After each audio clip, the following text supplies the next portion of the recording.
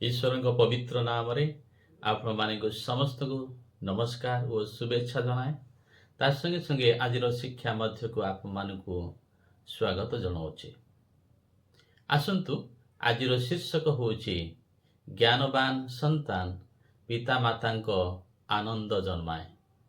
पुनर्बार शीर्षकटी मु कहूँगी ज्ञानवान संतान पिता माता आनंद जन्माए। आज समाज एपरी एक समाज हो गलानी जो समाज रे कि सब बेले एक आश्चर्य विषय गुड़िक एक चकित विषय गुड़िक एक दुखित विषय गुड़िक माने देखा पाऊछु। आज समाज रे सबुठारु अधिक पिता माता को कष्ट दिए ता होची संतान मानक आ पिता माता संपर्क मध्यरे थिबा अबुझामणा बा सेमानक मध्यरे थिबा संपर्क एक दुखर विषय अटे। पिता माता और संतान मानक मध्यरे जो संपर्क से संपर्क माने बेबे देखा पाउछ समाज रे एक दुखर विषय घटी जाइछि, एक कष्टर विषय घटी जाइछि। आ पिता माता को जदि जे पिला मान को संपर्क जदि भांगी जाए बा पिला माने जदि बापा मां को छाड़ी दियंती ताहेले सबु संपर्क मध्यरु पिला मान को संपर्क बापा मां को जो दुख दे ताठु अधिक कौनसी संपर्क दुख दे पारे ना। पिला माने जदि बापा मां को छाड़ी दियंती त्याग करंती ताहेले से जो संपर्क पाई पिता माता जो दुखित होती भांगी पड़ती कांदती ताठारु आउ कौनसी संपर्क पाई मध्य से माने एते भांगी पड़ती नहीं केते दुखित होती नहीं। आउ यह तो साधारण हो जाइए जे वर्तमान समाज रे जेतेबेले पिता माता वयस्क हो जाती आउ पिला माने टिके बड़ हो जाती पिला माने जेतेबेले बड़ हो जाती सते सेपरी समय रे पिला मानकु बापा मां बुझिबा बेले बेले कष्टदायक हो जाए, बुझेबा भी बड़ कष्टदायक हो जाए। कहीं ना से मानकर बयस बापा मां को कथा मानिबा पई आउ इच्छा कराई नहीं। से मान को लगे से माने सब किछि जानी देलेनी, सब किछि बुझी गलेनी, सब विषय से माने करि पारिबे आउ बापा मां को परामर्श आउ से मान को आउ दरकार नहीं, से माने सब कर देबे। ए बयस हेई जाए जेतेबेले से माने 18 रु 30 वर्ष मध्य थांती से समय आउ बापा मां को कथबार्ता तांको आउ भल लागे ना, बापा मां को परामर्श आउ तांको भल लागे ना, बापा मां को उपदेश आउ से मानकर आवश्यक पड़े ना। एपरि बयस रे मु समस्त पिला मानक विषय कहू नाही, किंतु अधिक पिला तो ए भावना मध्य रे बंधाई जानती आउ बापा मां सेमानक पई आवश्यक हुअन्ति नाही। जदि बापा मां सहित किछि आवश्यकता पड़े ताहेले सेटा केवल देबा नेबार आवश्यकता। देबा नेबार माने नेबार तो नुहे बापा मां टू टंका नेबार किंतु देबार नाही न थाए। इवेन कि बापा मां को से माने सम्मान देबा पई मते इच्छा करन्ति नाही। अनेक ए प्रकार समाज रे माने देखिबा को पाउछु आउ यह सबुठारु दुखर विषय अटे। किंतु कु संतान माने ए प्रकार पिता माता को दुख दियंती कष्ट दियंती बापा मां कथा को अबाध्य होती सेमान को परामर्श नियंती नहीं। आसंतु आज आमाने धर्मशास्त्र किछि अंश शिखिबा आउ सेमानकर परिणाम परे कौन हेबो से विषय मध्य आमाने विवेचना करिबा भाबिबा चिंता करिबा आउ ताहार एक उपयुक्त पदक्षेप उपदेश से आम कौन देवा से विषय माने आलोचना करिबा। ତ ଧର୍ମଶାସ୍ତ୍ର ହିତୋପଦେଶ ତାର 15 ପର୍ବର 20 ପଦ କୁହେ, ଜ୍ଞାନୀ ପୁତ୍ର ପିତାର ଆହ୍ଲାଦ ଜନ୍ମାଏ। ଜ୍ଞାନୀ ପୁତ୍ର ପିତାର ଆହ୍ଲାଦ ଜନ୍ମାଏ। ଯେଉଁ ପିଲାମାନେ ଜ୍ଞାନୀ ଅଟନ୍ତି, ଯେଉଁ ପିଲାମାନେ ଜ୍ଞାନୀ ଅଟନ୍ତି ବା ଯେଉଁ ପିଲାମାନେ ଜ୍ଞାନରେ ପଦକ୍ଷେପ ନିଅନ୍ତି, ଜ୍ଞାନରେ ପାଦ ପକାନ୍ତି, ଜ୍ଞାନରେ ଆଗକୁ ବଢ଼ନ୍ତି, ଜ୍ଞାନରେ ସବୁ ବିଷୟ ବିବେଚନା କରନ୍ତି, ଚିନ୍ତା କରନ୍ତି, କ'ଣ ଭଲ କ'ଣ ମନ୍ଦ ବିବେଚନା କରିବାର ଯେଉଁମାନଙ୍କର ଶକ୍ତି ଥାଏ, ଭାବିବାର ଯାହାର ଶକ୍ତି ଥାଏ, ବିଚାର କରିବାର ଯାହାର ଶକ୍ତି ଥାଏ, ଯେଉଁମାନଙ୍କର ଶକ୍ତି ଥାଏ, ସେମାନଙ୍କୁ ଜ୍ଞାନବାନ ପୁତ୍ର ବୋଲି କହିବା। ମଦ ପିଇବା ଭଲ ନା ଖରାପ, ଏକ ଜ୍ଞାନବାନ ପୁତ୍ର ତାହା ବିବେଚନା କରିବେ, ଜ୍ଞାନବାନ ସନ୍ତାନ ମାନେ ତାହା ବିବେଚନା କରିବେ, ଭାବିବେ ଯେ ପ୍ରଥମରେ ତାହା ତାଙ୍କ ଜୀବନ ପାଇଁ ଲାଭଜନକ କି ନାହିଁ, ତାହା ପ୍ରଥମରେ ସେମାନଙ୍କ ଜୀବନ ପାଇଁ ଲାଭଜନକ କି ନାହିଁ। ମଦ୍ୟପାନ ହେଉ କି ସ୍ମୋକିଂ ହେଉ କି ଡ୍ରିଙ୍କିଂ ହେଉ, ଆଜି ପିଲାମାନଙ୍କ ଜୀବନରେ ଏହା ସାଧାରଣ ପରି ଦେଖାଯାଉଛି। ବହୁତ ଦୁଃଖର ବିଷୟ ଅଟେ। ଏହା ସବୁଠାରୁ କଷ୍ଟ ଦିଏ ବାପା ମାଙ୍କୁ, ଯେତେବେଳେ ପିଲାମାନେ ମଦ୍ୟପାନ କରନ୍ତି ବା ସ୍ମୋକିଂ କରନ୍ତି। ମୋତେ ବହୁତ କଷ୍ଟ ଲାଗେ ଯେତେବେଳେ ଆପଣମାନଙ୍କର ବଡ଼ ବଡ଼ ୟୁନିଭର୍ସିଟି ମଧ୍ୟ ଆଡ଼କୁ ଯାଏ, ମୁଁ ଦେଖେ ରାସ୍ତା ଗୁଡ଼ିକରେ ପିଲାମାନେ ସେମାନେ ସଂଯତ ଅବସ୍ଥାରେ ନଥାନ୍ତି, ସେମାନେ ମଦ୍ୟପାନ କରିଥାନ୍ତି, ସ୍ମୋକିଂ କରୁଥାନ୍ତି। ଏକ ତ ପ୍ରଥମରେ ସେମାନଙ୍କ ନିଜ ଶରୀର ପାଇଁ କ୍ଷତିକାରକ ଅଟେ, ପ୍ରଥମରେ ତାଙ୍କ ଜୀବନ ପାଇଁ କ୍ଷତିକାରକ ଅଟେ। ଆମମାନେ ଏହି ଉପଦେଶ ଦେବାଟା ତ ଅତି ସହଜ ଲାଗିପାରେ, କିନ୍ତୁ ଏହା ଆମମାନେ ଭଲସେ ଜାଣି ରଖୁ ଯେ ମଦ୍ୟପାନ କରିବା ସବୁଠାରୁ କ୍ଷତିକାରକ ଅଟେ ବା ସ୍ମୋକିଂ ସବୁଠାରୁ କ୍ଷତିକାରକ ଅଟେ ଓ ତାହା ପାନ କରିବା ପରେ ସେମାନଙ୍କୁ କେବେ ମଧ୍ୟ ଉତ୍ତମ ପଥ ଆଡ଼କୁ ତାହା ନେବ ନାହିଁ। ନିଶା ଦ୍ରବ୍ୟ ଅନେକ ସେଥିପାଇଁ ମଦ୍ୟପାନ କରିକି ସ୍ମୋକିଂ କରିକି ଅବାଟରେ ଚାଲୁଛନ୍ତି, ଘୃଣାଯୋଗ୍ୟ କାର୍ଯ୍ୟ କରୁଛନ୍ତି, ସେମାନେ ଦୂଷିତ, ସେମାନଙ୍କର ବିବେକ ଦୂଷିତ ହେବା ସଙ୍ଗେ ସଙ୍ଗେ ସେମାନଙ୍କର ପରିବେଶ ମଧ୍ୟ ସେମାନେ ଦୂଷିତ କରନ୍ତି। ତ ଦ୍ୱାରା ଅଧିକ ସମାଜକୁ କ'ଣ କରୁଛି ନା ମନ୍ଦ କର୍ମ ଆଡ଼କୁ ଉତ୍ସାହିତ କରୁଛନ୍ତି ସେମାନେ।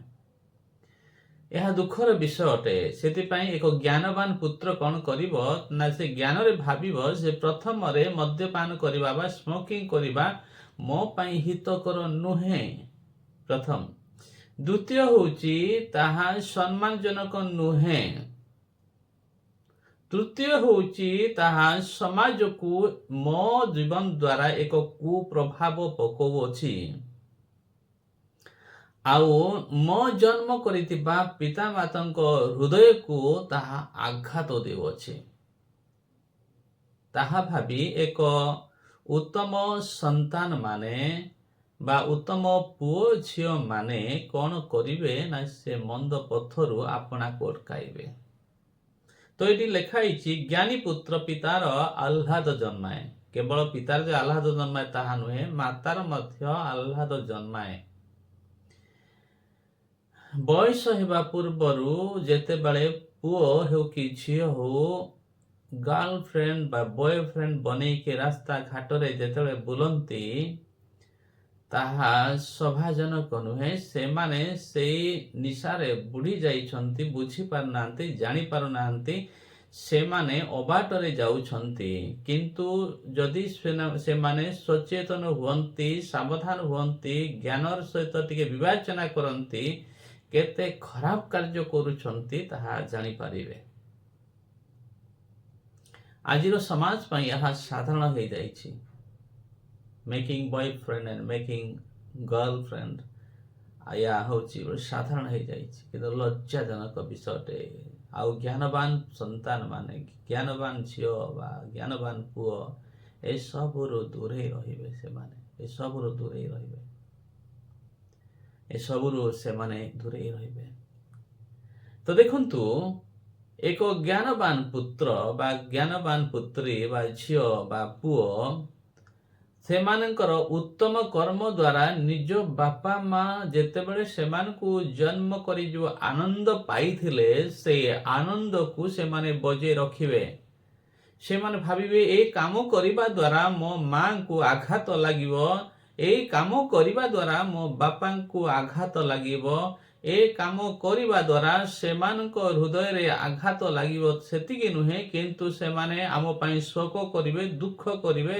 ସେମାନେ ଭାବିବେ ଯେ ଆମେ କାହିଁକି ସନ୍ତାନ ମାନଙ୍କୁ ଜନ୍ମ ଦେଇଥିଲୁ ବୋଲି। ପ୍ରିୟ ପିଲାମାନେ, ଆପଣମାନଙ୍କୁ ମୁଁ ଏକ କହିବାକୁ ଚାହେଁ, ଆପଣମାନେ ଯେତେବେଳେ ଭୁଲ କରନ୍ତି ସେ ଭୁଲର ପରିଣାମ ତ ଆପଣମାନେ ଭୋଗିବେ ସତ, କିନ୍ତୁ ଆପଣଙ୍କ ସହିତ ସେ ଭୁଲର ସହଭାଗୀ ହୁଅନ୍ତି, ଅଧିକ ସହଭାଗୀ ହୁଅନ୍ତି ତ ଆପଣଙ୍କ ପିତାମାତା ଅଟନ୍ତି।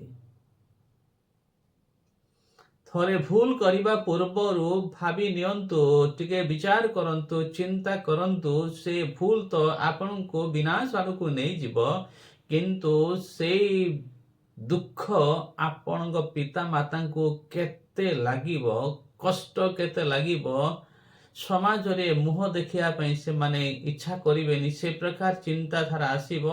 ଅନେକ ତ ପିଲାମାନଙ୍କ ଭୁଲ ସକାଶେ ମଧ୍ୟ ନିଜ ଜୀବନକୁ ଶେଷ କରିଦେଉଛନ୍ତି। ଏପରି ନ ଘଟୁ ଆପଣମାନଙ୍କର ଚରିତ୍ର, ଆପଣମାନଙ୍କର ଜୀବନ ଯୋଗୁଁ। ଯେଉଁ ବାପା ମା ଆପଣଙ୍କୁ ଜନ୍ମ ଦେଇଛନ୍ତି ସେମାନେ ସମାଜରେ ମୁଣ୍ଡ ଟେକିକି ଚାଲନ୍ତୁ, ଆଉ ସେ ଦାୟିତ୍ୱ ଆପଣମାନଙ୍କର। ଯଦି ଆପଣମାନଙ୍କର ଜୀବନ ଉତ୍ତମ ଥିବ ତାହେଲେ ଆପଣଙ୍କୁ ପାଇଥିବା ଯୋଗୁଁ ସେମାନେ ଦର୍ପ କରିବେ, ସମାଜରେ ଗର୍ବ କରିବେ, ମୋ ଝିଅ ବଢ଼ିଆ ଝିଅ।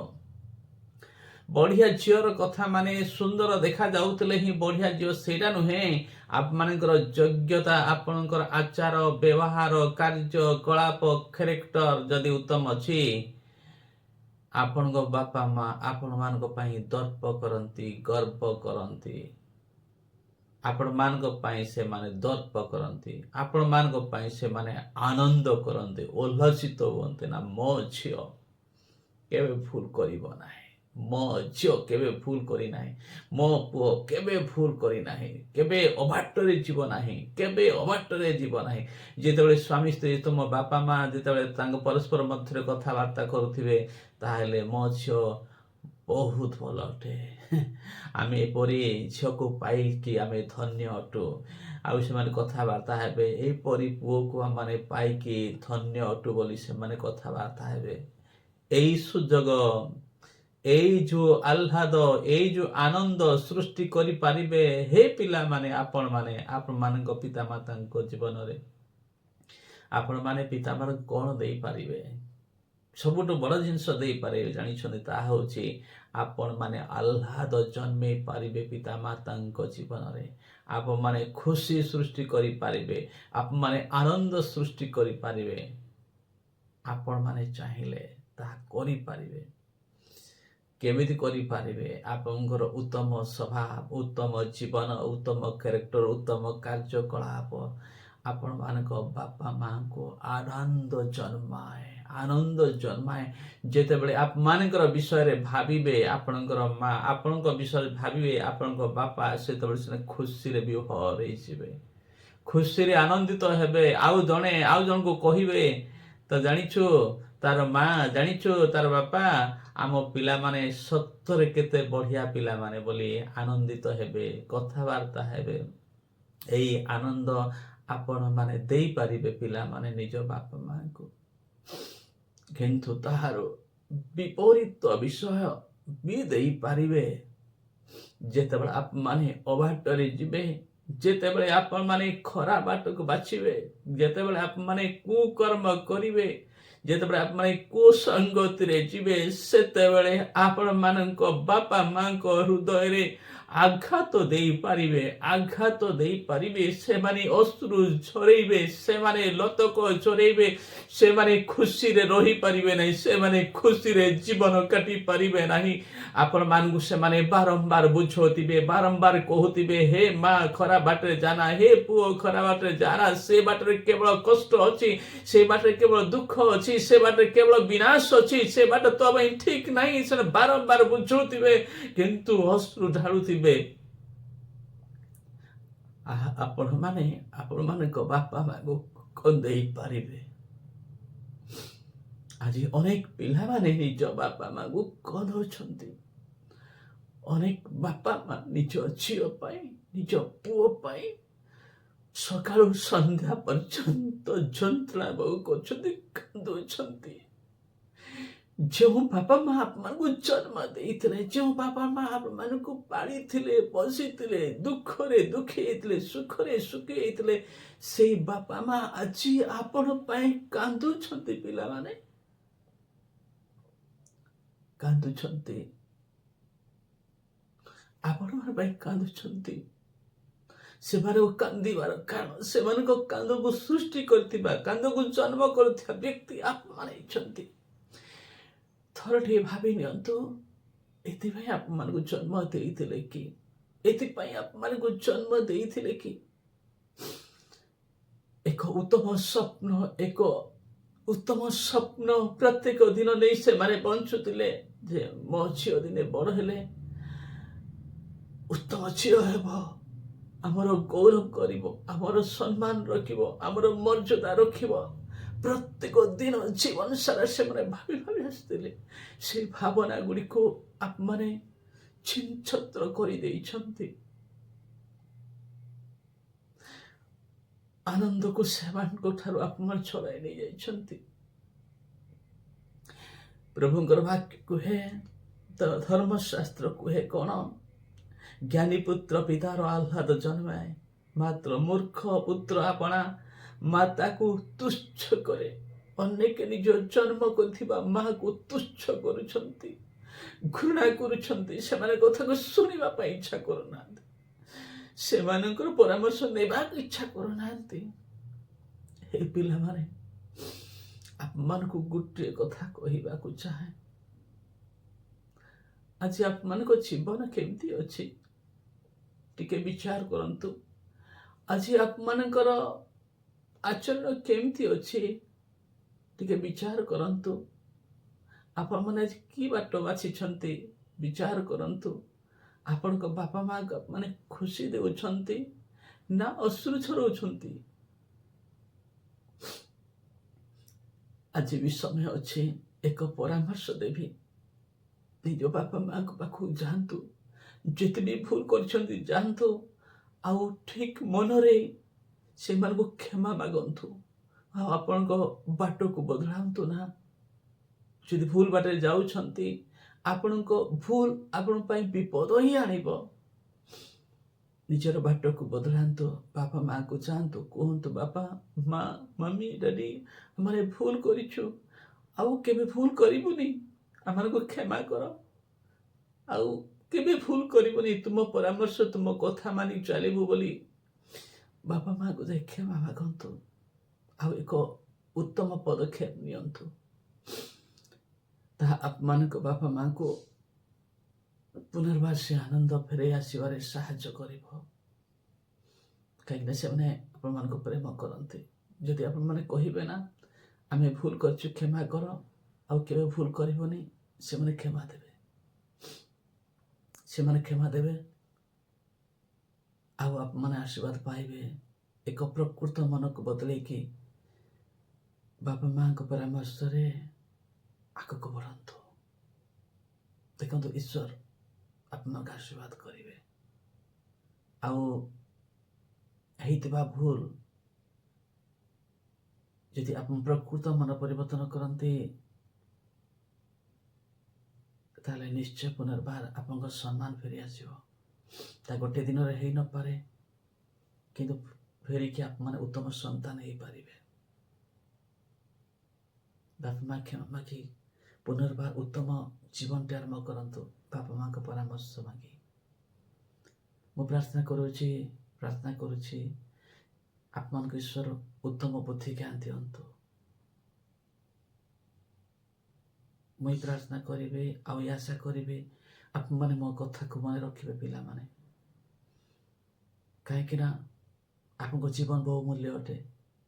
ଆପଣମାନେ ଆଗକୁ ଯାଇକି ନଷ୍ଟ ହୁଅନ୍ତୁ ଏହା ଆପଣଙ୍କ ପିଲା ବାପା ମା କେବେ ଚାହାନ୍ତି ନାହିଁ। ବଦଳାନ୍ତୁ, ଈଶ୍ୱର ଆପଣଙ୍କୁ ଆଶୀର୍ବାଦ କରିବେ। ପ୍ରିୟ ବାପା ମା, ଆପଣଙ୍କ ଗୁରୁତ୍ୱପୂର୍ଣ୍ଣ ଦାୟିତ୍ୱ ହେଉଛି ଏହି ମେସେଜଟା ଆପଣମାନଙ୍କ ପିଲାଙ୍କ ନିକଟରେ ପହଞ୍ଚାନ୍ତୁ ନା। ମୁଁ ଆପଣମାନଙ୍କ ମାଧ୍ୟମରେ ସେମାନଙ୍କ ନିକଟରେ ଆଶୀର୍ବାଦ କାଢ଼ିବାକୁ ଇଚ୍ଛା କରୁଛି। ଏହି ମେସେଜଟି ଅନ୍ୟମାନଙ୍କୁ ସେୟାର କରନ୍ତୁ, ଯେଉଁଦ୍ୱାରା ଅନେକ ପିଲାମାନେ ଯେଉଁ ଅବାଟରେ ଯାଉଛନ୍ତି, ବାପା ମାଆଙ୍କ ଆଘାତ ଦେଉଛନ୍ତି, ସେମାନେ ଅଟକିବେ। ବାପା ମା ଆନନ୍ଦ ପାଇବା ସଙ୍ଗେ ସଙ୍ଗେ ପିଲାମାନଙ୍କ ଜୀବନ ବଦଳିବ। ବିଶ୍ୱାସ କରୁଛି ଆପଣ ଏହି ମେସେଜକୁ ସେୟାର କରିବେ। ନମସ୍କାର।